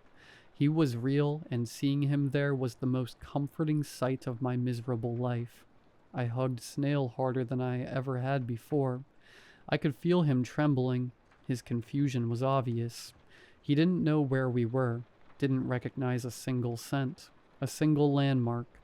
No wonder he hadn't found me sooner. Come on, Snail, I whispered, stroking his soaked fur. We have to move before that thing finds us. I glanced back toward the forest. The shadow figures were gone. Maybe Snail had scared them off. God knows I hoped so. I slung the rifle over my shoulder and moved forward, fast but not running. Snail padded at my side, sticking close. I had no idea where we were heading, but the forest felt endless, a red, twisted labyrinth with no exit. We reached a slope and I slowed down, carefully trying to make my way down the hillside. That's when I felt it, even through the thick soles of my boots. The ground trembled, hundreds of legs hitting the earth at once. I snapped my head back, just in time to see a pine tree rip straight out of the soil and topple over. The creature was coming. Run, I shouted again. Snail, go! But this time, the creature wasn't just chasing. It was furious. In the blink of an eye, it was there. The trees beside me exploded into splinters as its massive mandibles slammed into it. Chips of wood blasted in every direction. I stumbled, trying not to tumble down the slope, and then Snail's barks. Wild, desperate, furious. Snail, where are you? I shouted, scrambling. He was close. I saw him. My brave, idiot dog was attacking the monster, throwing himself at its legs without fear, snapping and biting with everything he had. No, no, no, I screamed. Snail, come here. Run. But Snail had latched on, shaking his head violently, tearing at one of the creature's limbs. I couldn't leave him to fight alone. I spun back around, ripped the rifle from my shoulder and aimed again. The black rain was pouring harder now. It stung my eyes, ran down my face, soaked my hands, making everything slippery. I fired. A perfect headshot. This time it connected. I heard the crack as the bullet smashed into one of the creature's churning mandibles. It screamed, a horrible, high-pitched metallic shriek, lifting the front of its body high and thrashing in agony. But I didn't expect what happened next. The rain, the mud, the creature's massive weight shifted the hillside, and the whole slope gave way. The soil slid out from underneath it, and the monster tumbled down the hill, crashing between the trees and disappearing into the forest below. It was gone. I might have actually beaten it, but something was wrong. The last time I'd seen Snail, he was still attached to that thing. Where was he now? I ran as fast as my legs could carry me, stumbling, slipping, clawing at branches, doing anything I could to reach where the creature had fallen. Trees lay toppled and crushed under its weight as it slid down the soaked hillside, but no matter how hard I pushed myself, it felt like I never got any closer. I fell hard, face first into the mud. Then I crawled, dragged myself forward, clung to every exposed root and jagged rock, like a desperate animal trying to pull itself from a pit. "Snail!" I screamed, my voice shredding in my throat. No answer. The rain only grew heavier, hammering down on me. The sky burned deeper and deeper red, pulsing like some living wound in the heavens. I forced myself upright, mud dripping from my face. Something flickered between the trees below. A shape, a shadow. I couldn't tell. "Snail?" I yelled again, whistling as loud as I could. Still nothing. I bolted forward once more. My father's rifle weighed me down, so I threw it into the mud, not caring where it landed. I grabbed at branches, trying to keep my footing, but my foot slid on the soaked earth and I collapsed again, slamming my body into the ground like a helpless rag doll. As my face hit the mud, I heard it. A bark. A single, sharp bark. Snail. It had to be Snail. I scrambled to my feet, and the world changed. Completely. The sky was blue, bright, clear, untouched. The trees stood tall and familiar, exactly as they had been before the nightmare began. And I was on my knees in the mud, soaked, shaking, gasping for breath. My head pounded. My heart hammered like it wanted to burst out of my chest. I could feel my blood racing with panic and exhaustion. "Snail!" I screamed again, voice cracking as it tore its way out of me. I didn't find anything. I spent days out there in those woods. Days. No tracks, no sound, no traces of what had happened, like the whole nightmare had never existed. But Snail was gone, and so was my father's rifle. Both of them, left behind in that thing's world.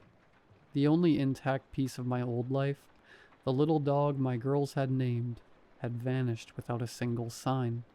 But I knew he was alive, somewhere in that red place. I could feel it.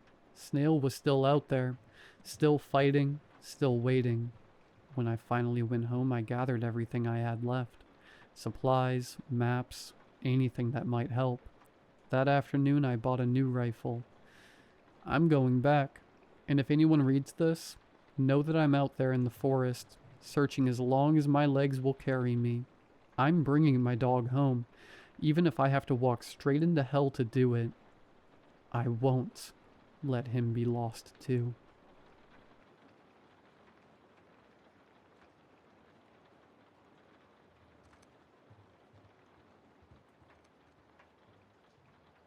The call came in after we had already gone to bed for the night. Our station's blaring loudspeaker alarm forced me to rocket out of a state of half-slumber and sit up in my bunk. The words, "fire response," came over the same loudspeaker as I looked at the alert on my phone and saw that only about 30 minutes had passed since I had closed my eyes. My phone read, "Forcible entry, victim trapped inside of building," followed by an address that I didn't think anything of at the time. I wasn't terribly tired. I never really drifted into a deep sleep while doing overnights at the firehouse, and so I was able to step out of my bunk, and quickly make my way to the gear room without having to shake off too much grogginess along the way.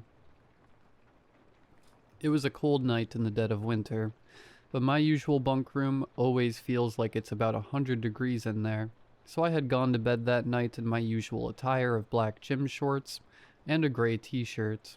The gear room, on the other hand, tends to mimic the outside temperature with near perfect accuracy, so I mentally prepared myself to step out into the frigid winter air in what was barely more than a pair of skivvies. The cold hit me hard, and I couldn't prevent myself from shivering as I walked past Osgood and Fuller, who already had their turnout pants on and were busy pulling their suspenders over their shoulders. "Feeling a little chilly there, rookie," Osgood said. I had been with the department for more than 3 months at this point, but seeing as I was still the newest guy on the payroll, I had not yet shirked that nickname. "A bit," I admitted, as I made my way to my locker and began stepping into my pants. "Maybe you can cuddle me when we get back, Ozzy." The guys laughed at that. Methods of tickling their funny bones had been some of the first things I had learned while working there. Once we all had our pants on, we grabbed the rest of our gear and began walking into the apparatus bay. Price, our driver, was already in the driver's seat of the rescue, his gear stashed in the cab where Fuller and I would be sitting. It always blew me away how quickly the guys managed to get ready during nighttime calls. The other guys all said that he didn't sleep when he worked overnights, and instead spent all night sitting in the bay, just waiting for the call that may not have even been coming. Fuller and I jumped into the cab, and Osgood climbed into the officer's seat up front. Price had the rescue peeling out of the bay before I even had my seatbelt on. "You got the address, right, Pierce?" Osgood asked our driver. Price nodded. "Yeah." "Do you recognize it?" "Yeah," the driver said again. "How could somebody possibly be trapped in there?" "I don't know," Price said, "but I don't like it." "What's so weird about that address?" I asked, confused by their conversation. "It's the address of that supermarket that shut down a while back," Fuller said. "Not just shut down," Osgood said. 10 months ago it was completely abandoned, out of the blue. It's been closed up ever since. There's no way somebody could be trapped in there." "Maybe some teenagers broke in or something," I said. "What do the notes say?" "Somebody called 911 and said they were stuck," Osgood explained. "They said, 'I can't get out,' a handful of times before they hung up the phone. Dispatch couldn't get any other details from the caller before the line got disconnected." "Maybe it's somebody pulling a prank," I offered. Fuller shook his head. "The notes say the call came from the landline in the office at the back of the store. Whoever made the call definitely made it from inside of the building." Price partially glanced in Osgood's direction while he drove. "So what's the plan then, officer?" Osgood, evidently not finding anything useful in the digital system while browsing through the tablet sitting in front of him on the dash, flipped through the binder of old pre-plans resting on his lap. When he found the page he was looking for, he took half a minute to skim its details. "We'll pull around the back and enter through the door in the rear," he eventually said. "You boys back there good to do some forcible entry?" "Yeah," Fuller said. He looked at me. "You take the Halligan. I'll take the axe." I nodded. "All right." Our conversation went dormant as we continued our way to the scene of the call. The frigidity from the outside world seeped into the cab as we drove, and I soon found myself shivering once again. Pulling on my turnout coat helped the cold some, but I still found myself wishing desperately that I could be back in that 100-degree bunk room. I silently resented whoever had called us out here on such a brutal winter night. We were almost certainly in the midst of being pranked by some kids. With any luck, we would arrive on scene and find them outside without ever having to enter the building, where we could quickly scold them for wasting emergency resources before returning back to the warmth and comfort of our station. We still had a long, cold night ahead of us, and I prayed to God that this would be our only call before my shift ended at 6 a.m. Osgood looked at Fuller and me in the rearview mirror. "Get your packs on now, boys," he said. "I want everyone on air. We ain't taking any chances with the air quality in this place, considering how long it's been sealed up." "You think it's going to be dangerous in there?" Fuller asked. "I don't know," Osgood said, "but it can't hurt to be safe."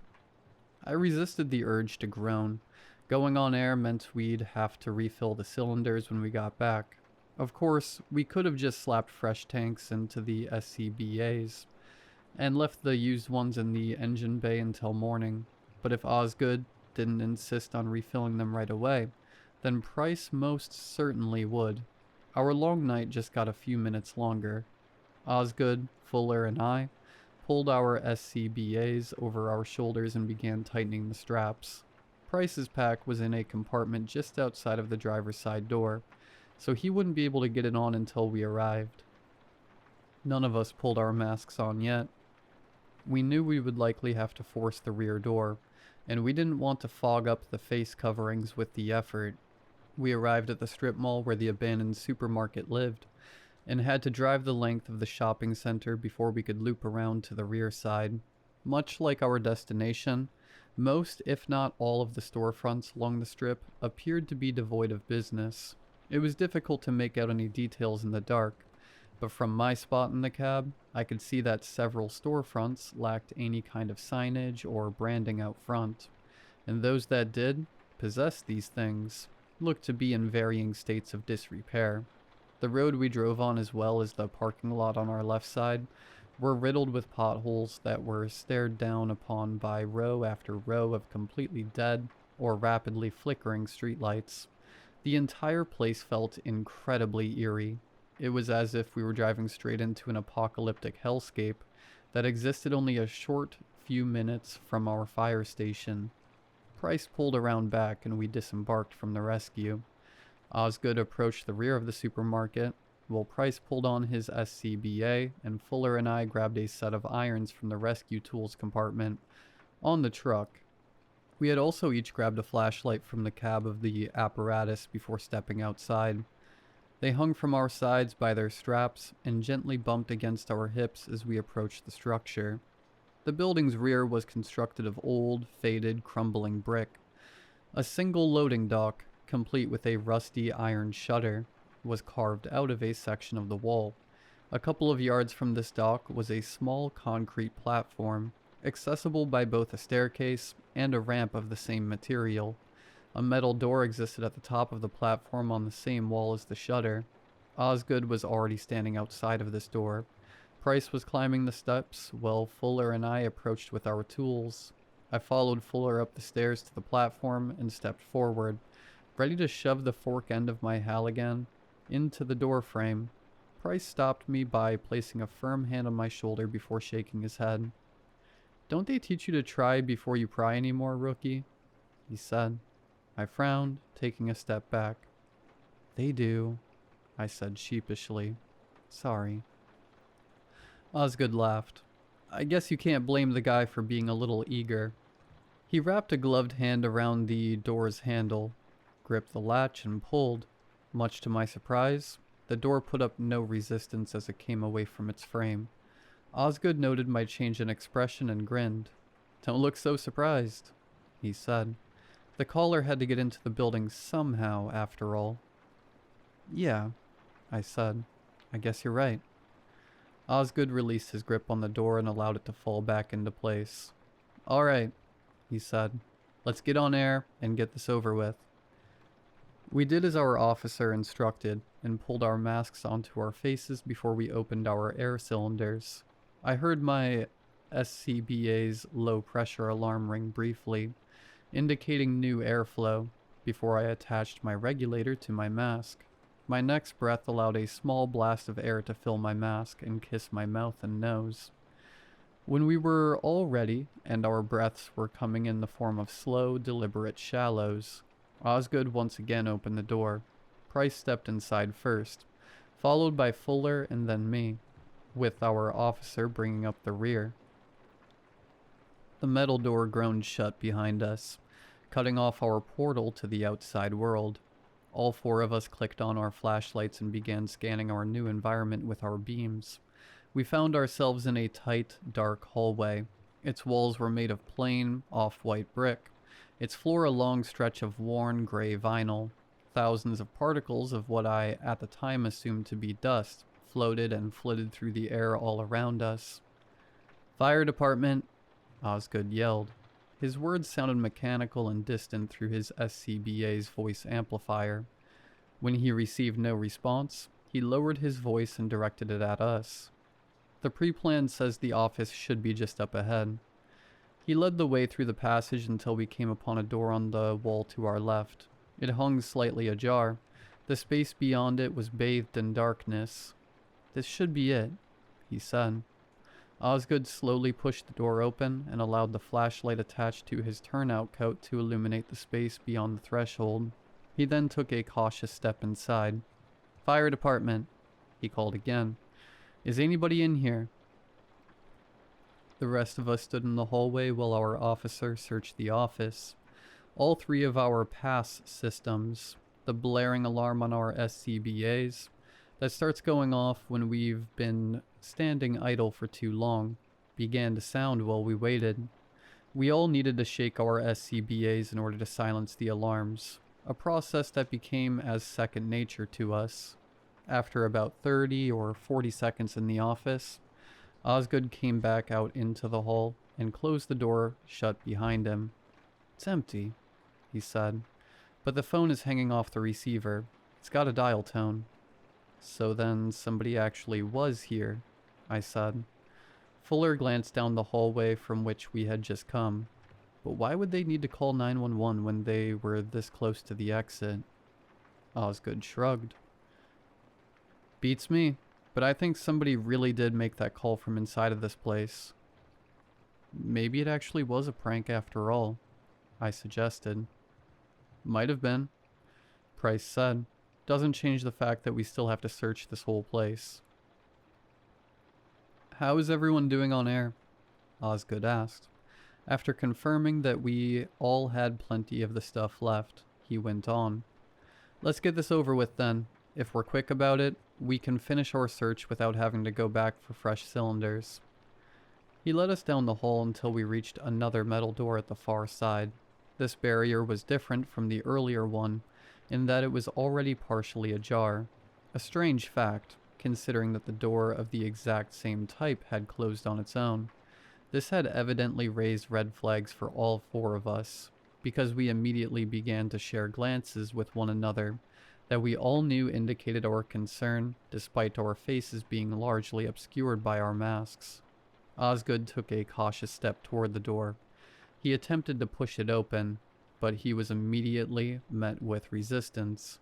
He then positioned his forearm against the barrier and gave it a forceful shove. The door still put up a fight, but with a little effort, he was able to create enough of an opening for us to fit through. With the space cleared, he took a step inside. The heavy metal door remained frozen in place even after he had left it behind. "Jesus Christ," we heard Osgood say from the other side of the threshold. Price quickly followed our officer through the doorway. Fuller went after him, and I brought up the rear. The space on the other side of the threshold was just as dark as the hallway had been, but our 4 flashlight beams did their best to illuminate our new world. More particles, thicker and more dense in their congregation, floated through the air all about us. They were so plentiful that our lights struggled to penetrate their haze, but we had just enough illumination to see that we were in a stockroom behind the main store. The walls, ceiling, floor, and shelves were all covered in a heavy layer of fungus. The mass looked to be one giant, perpetually growing organism that was constantly and frantically searching for more space to consume with its long, tendril-like roots. Looking at the ground, I could see that the door we had just come through had been forced to scrape along the fungus in order to come open. It was now held in place by the layer of fungus, which had glommed onto the bottom of the door with the buildup of the material that had been scraped away. What the hell happened in here? I said. Good question, Osgood said. I've been in some nasty places in my day, but none have ever been quite like this. I think we're good to get out of here now, Fuller said. Anybody who made their way in here would have likely been dead within minutes of breathing this air. This clearly isn't a rescue attempt anymore. If anything, it's a recovery. All the more reason we need to press on, Price said. If somebody is still alive in here, then we need to pull them out ASAP. We're not properly equipped for this, Fuller said. We should be in hazmat suits in an environment like this, not turnout gear. Price shrugged. It don't make a difference anymore now, seeing as we're already in the thick of it. The Price is right, Osgood said. We need to at least check this storage area. If we see no signs of anybody being in here, then we'll pull out, call in hazmat, and get deconned. But we need to make it quick. Fuller, you'll search to the left with me, while Price and the rookie go to the right. Fuller sighed to announce his frustration, but he offered no further protest. Osgood looked at Price. Radio us if you find anything. The driver nodded, and our two small groups went off into our separate directions. I didn't know what to say to my companion. He had always been the hardest person at my station to strike up a conversation with, so we remained silent as we conducted our search. We followed the mold-covered wall and weaved past shelves consumed by fungus. After rounding a corner, we came across a new metal door that was largely covered in the mass, and which was only identifiable by the handle that stuck out from the blanket of mold. I figure this door leads into the loading dock based on the pre-plan, Price said. He took hold of the handle and tried to open the door, but it remained firmly in place. Locked, but I doubt we'll be needing to go in there anyway.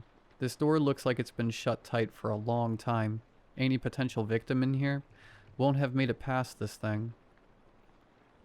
We continued on for another minute or so before we spotted Osgood and Fuller. When we reached them, we found that they were waiting for us in front of a pair of swinging doors. One of the doors was slightly ajar. It was pushed away from us and stuck in place, just like how the metal door had been. You took so long that I was getting ready to radio you, Osgood said. We were looking at something back there, Price said. He glanced at the fungus-caked double doors. I'm guessing you two aren't the ones who pushed that open. Correct, our officer said. Which means whoever was in here went further into the store.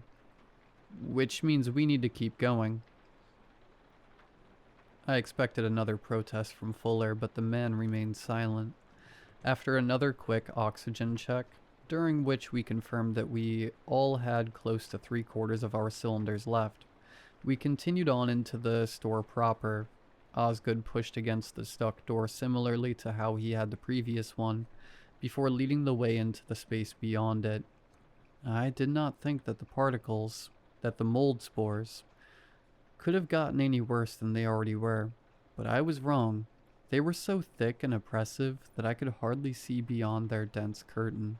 The haze partially reflected my flashlight's beam back at me. It felt as if I was surrounded by the smoke of a burning building, or as if I had been swallowed by a heavy, ravenous hare. An even greater quantity of mold infested this new space. It teemed in the shadows beyond the reach of my flashlight and oozed out of a nearby frozen food chiller, making it look as if the waist-high container was overflowing with ice. Fire department, Osgood called again. Is anybody in here? His echoing voice was the only thing to respond to him. It's going to take us forever to search this place, Fuller said. Not if we move quickly, Osgood said. Same pairs as before. We'll go along the perimeter wall. If we haven't found anything by the time we meet up, then we'll begin searching the aisles one by one. Any questions? Nobody responded. Good. Now let's get this over with before we start getting low on air. Osgood and Fuller once again began moving left along the outer wall of the supermarket, while Price and I began moving to the right. I glanced in our companion's direction. After taking only a few short steps, and was slightly alarmed to see the beams of their flashlight had already been completely consumed by the swirling mold spores. In a matter of seconds, it had become as if they had never existed at all. I walked with Price for another couple of minutes, while sweeping my flashlight with one hand and holding my Halligan with the other. I had yet to use the tool since entering the structure, and I considered offering it to my companion, who held nothing in his hands. He, like Osgood, had a flashlight attached to his coat, but I decided against it. I feared that the older man would think I was trying to pawn the Halligan off on him, and I did not want him believing me to be lazy. The silence in that space was almost overwhelming. It was as if the miasma of mold was muffling any and all ambient sound that would have come through, while somehow also creating a harsh noise that rattled my brain and threatened to destroy me from the inside out. The only sounds to break up the quiet were our soft footsteps against the fungus-covered floor, and the rhythm of our regular, mechanical breaths. I checked my cylinder's pressure again as we walked. It had not gone down much since the last time I had looked at it, but I was worried about suddenly going low on air in such an inhospitable environment. Of course, I knew that it would activate a low-pressure alarm before things got too dicey, but my paranoia told me that there was always the chance that the trigger would malfunction, and I would end up sucking my mask to my face before I knew it, suddenly forced to choose between imminent suffocation and breathing those toxic, putrid particles. Eventually the silence became unbearable, and at risk of wasting more oxygen, I spoke. "What do you think caused this place to get like this?" At first, Price didn't answer, and for a moment, I thought that he intended not to. But then his robotic-sounding words escaped from his voice amplifier. "Don't know," he said. "I ain't ever seen anything like this." I glanced at some of the nearby freezers as we walked. Beyond the sheets of mold that fogged up the glass, I could see rows upon rows of once frozen meals still sitting in their spots on the shelves. "I guess they abandoned this place with everything still in it," I said. "Maybe that's what caused all this mold to grow." "This place has only been abandoned for less than a year," he said. "It shouldn't have gotten this bad in such a short time." I considered this for a moment.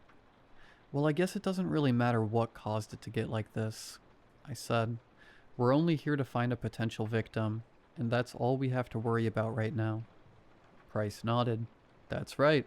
Leave the more complicated stuff in the higher pay grade where it belongs. Glad to see you're finally starting to get it, rookie."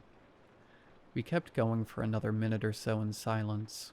I continued to scan the way ahead of us with my flashlight beam, for all the good it did me in that dark, gloomy space.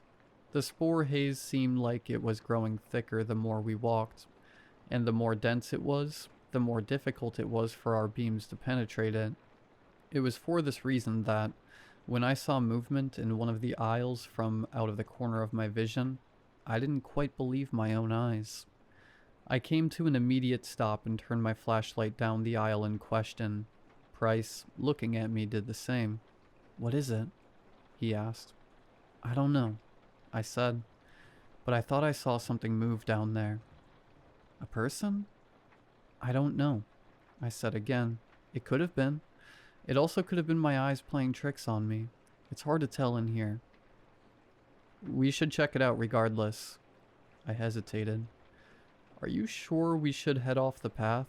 We told Ozzy and Fuller that we wouldn't start checking aisles until we met up again." "It could be the victim," Price said.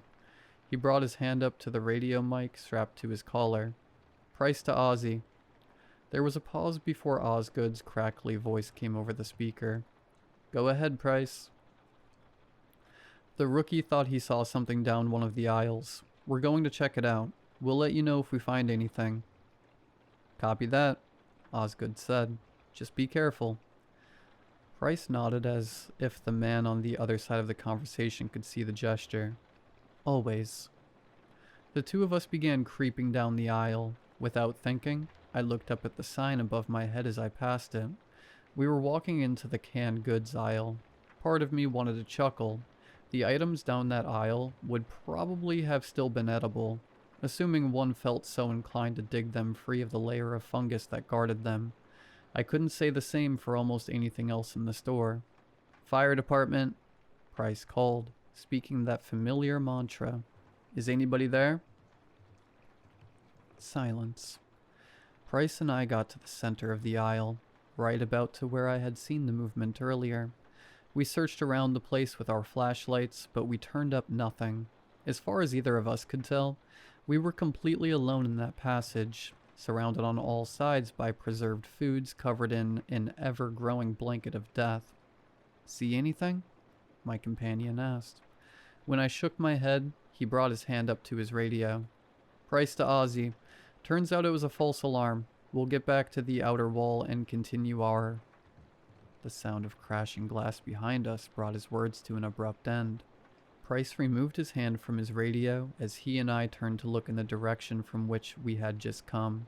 On the floor a few yards away lay what I could just barely make out to be a shattered jar, its contents spilling out onto the floor and mixing with the mold that lived there. "You alright, Price?" Osgood said over the radio. My companion ignored the question. Instead, he and I shared a brief glance before we took a cautious step towards the ruined jar. "Hello?" Price said. "Is somebody there?"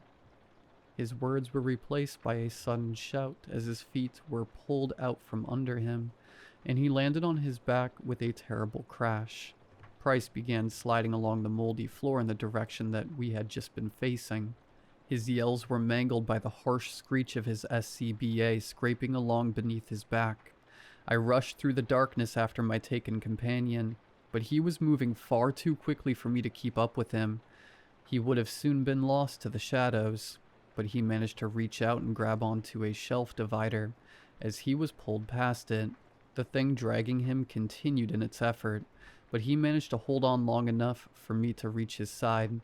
Wrapped around his leg was a long, squirming tendril that stretched out into the shadows beyond where my flashlight beam could see.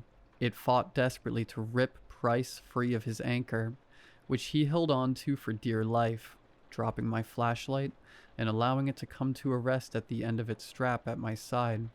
I took my Halligan into both hands and lifted it up to my head before bringing the forked end down upon the angry tendril.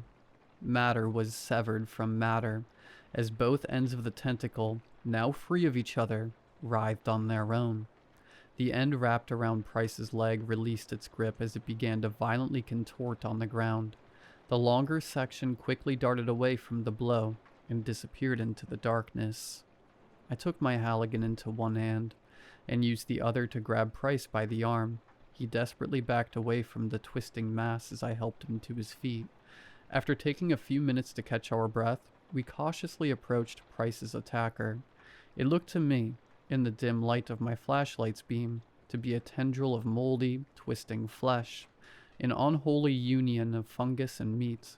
It continued to squirm on the floor, but without its main body to support it, its efforts were ineffective. "What the hell is it?" I asked. "I don't know," Price said out of breath. "But we need to get out of here." I noticed a sudden hissing noise, which prompted me to lean towards Price. My stomach sank as I realized that the sound was his quickly depleting air source. "I think your cylinder ruptured when that thing attacked you," I said. "We need to get you outside." "Not until we find the others," Price said. "We can both go off of your cylinder for a bit if we need to." He quickly changed a knob on his radio. "I'm going to contact dispatch. See if you can get a hold of Ozzy and Fuller."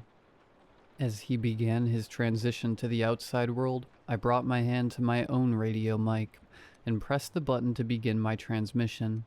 "This is Search Team 2 to Search Team 1, I said. A few moments of silence passed, during which I did not receive the go-ahead to speak. "Come in, Ozzy. Are you there?" I was met with further silence. "Ozman, Fuller, are either of you there?" "I can't get in touch with dispatch," Price said. "Something must be blocking the signal. No good on reaching the others either," I said. "Damn it," he said. Then we're just going to have to... A horrible, screeching wail suddenly came blaring through both of our radios. It was so loud that we could hear the original sound coming from the other side of the building. The radio was unnecessary to broadcast that cry of primal, desperate distress. That sounded like Fuller, Price said as we both looked in the direction of the scream. He had hardly finished his sentence before the blaring alarm of a pass device shattered the atmosphere all around us. Price did not even glance my way before he took off in the direction of the shrill noise. I offered one final glance at the still squirming tendril of flesh before rushing after him. I squared up next to my companion, and together we sprinted out of our aisle and toward the source of the commotion. The pass alarm grew in volume and intensity as we ran, until it finally reached its final, ear-splitting evolution. We rounded a corner and soon found ourselves in the midst of its mighty, overwhelming song. The sound was coming from the space that had once served as the store's meat department, a gigantic mass of writhing, undulating, mold-infused meat grew from the remnants of the department's display case, which had long since ruptured from the pressure created by the abomination that we now gazed upon. The mycotic mound of once flesh squirmed and lurched as its Stygian body continued to intrude from the space beyond the display. We quickly spotted the source of the pass alarm, the meaty silhouette of one of our companions. It would turn out to be Osgood, stood completely still as the wall of flesh consumed the rest of his body. His pass alarm became muffled as the mass closed around any remaining apertures through which the sound could escape. The screaming SCBA's flashing orange lights continued to gleam through the coffin of carrion before they too were completely ingested.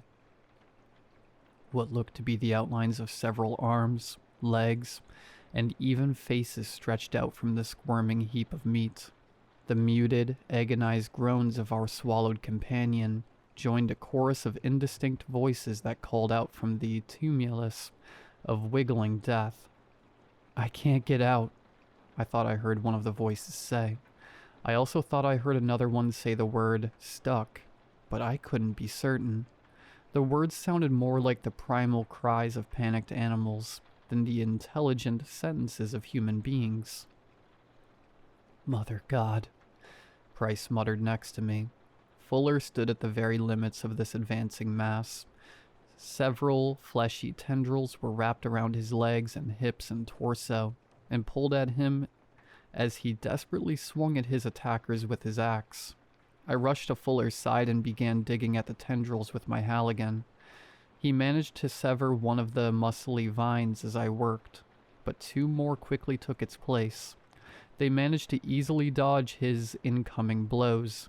One latched itself around his neck while the other splashed against his mask. The mask shattered with enough force to disconnect his regulator. I only heard his scream for a brief moment before the mass of fungus and meat filled his mouth and nose and completely consumed his face. I instinctively tried to step away from the mound of twisting tissue, but I was stopped when one of the fungal tendrils lashed out and grabbed onto my boot. Price rushed forward and grabbed the axe from Fuller's hand. Moments before the flesh had fully consumed its victim, he brought the axe down on the matter, creeping its way up my boot. I was able to pull my foot away from the larger mass and managed to shake away any meat that remained there, setting myself free. "Come on," Price said. He turned and ran away from the growing wall of carrion without looking to see if I was following after him. Needless to say that I was. I also did not turn back to offer our last companion a final glance, for fear of losing all hope at the sight of the monstrous formation of meat that so desperately sought to add us to its ranks. We cut through the nearest aisle in our desperate fight toward our exit. Tendrils of matter rushed toward us as we fled. Each of us swung our respective tools turned weapons at our encroaching foes. Fungal flesh splattered against the shelves of either side of us. We did not stop to admire the works of art that we left behind. Soon our exit came into view. I was filled with a burst of hope that was quickly dashed into oblivion when I suddenly noticed that I was running by myself. I turned back around and spotted Price crouched on the floor a few yards back. He desperately hacked and sucked at a regulator that was no longer providing him with any oxygen. In my frantic effort to escape, I had not noticed the sound of his low air alarm. I did not know how long he had struggled on while fighting against his need to breathe. A tentacle exploded out from the darkness and wrapped around the arm holding his axe. I took a step toward him, but he used his free hand to rip his suffocating regulator free of his mask. "Go!" he shouted as spores filled his lungs. 2 more tendrils grabbed hold of him and began pulling him deeper into the shadows. He did not scream even as they found the new opening in his mask and made themselves at home. I turned and sprinted away from my companion. It seemed to take me hours to reach the swinging doors that led into the storage area, but at long last I finally stepped beyond the threshold. I continued to run, my breath coming in the form of heavy, mechanical gasps as I reached the partially open door that led into the back hallway. I did not think that I would find the strength to force my heavy, sweating body through the tight aperture, but I somehow managed to make it to the other side. The way outside was now in sight. All I had to do was make it to the other side of that impossibly long hallway. Something latched onto my back, halting my progress. My next step grew heavier, as did my next, until I could no longer move forward. Looking over my shoulder, I saw multiple tendrils latched onto the back of my SCBA. I desperately began tearing at my air pack straps, while silently cursing the fact that the thing was so thoroughly secured to my body. Soon everything was pulled loose, and all that remained was one strap pulled over my shoulder. I took one final gasp of air from my regulator before I tore it from my mask, and brought the bottom of my hood up to cover the new opening. I then released the SCBA strap from my shoulder. The air pack fell backwards into the tendrils that so desperately pulled against it. In the same moment, I managed to sprint away from the lost air source, and rushed the rest of the way toward my exit. My lungs burned as I tore open the metal door standing between me and the outside world. I scrambled onto the cement platform and quickly slammed the door behind me. It wasn't until I was down the stairs and halfway to the rescue before I finally pulled my hood away and took a huge, gasping breath. Fresh air had never tasted so good before, but I did not have time to enjoy it. I rushed to the rescue, climbed into the officer's seat, and reached for the radio attached to the center console, but my hand did not even make it halfway to its destination before the speaker came to life with the anguished, tortured wails of my 3 lost companions.